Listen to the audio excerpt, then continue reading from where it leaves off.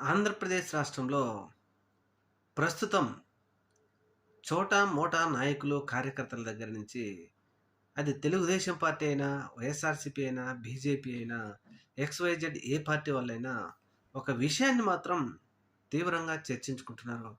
ముఖ్యంగా ప్రస్తుతం కూటమి ప్రభుత్వం అమలు చేస్తున్నటువంటి రెడ్ బుక్ రాజ్యాంగాన్ని చూసిన తర్వాత ఒక విషయాన్ని మాత్రం క్లారిటీగా వీళ్ళు చర్చించుకుంటున్నారు.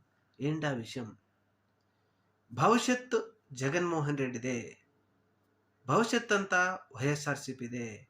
రాబోయే రోజుల్లో వైఎస్ఆర్‌సీపీనే ఆంధ్రప్రదేశ్ రాష్ట్రాన్ని ఏలబోతుంది.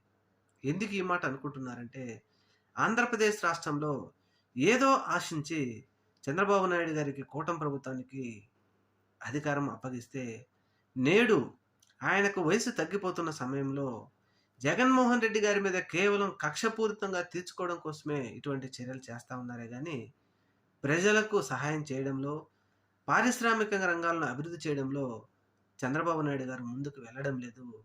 తన స్వప్రయోజనాల కోసమే ముందుకెళ్తున్నాడు కాబట్టి, ఇక భవిష్యత్తంతా జగన్మోహన్ రెడ్డిది అనే ఒక చర్చ మాత్రం రచ్చబండ దగ్గరే మొదలైంది. చూడాలి మరి రాబోయే రోజుల్లో ఇది ఎంతవరకు నిజమవుతుందో.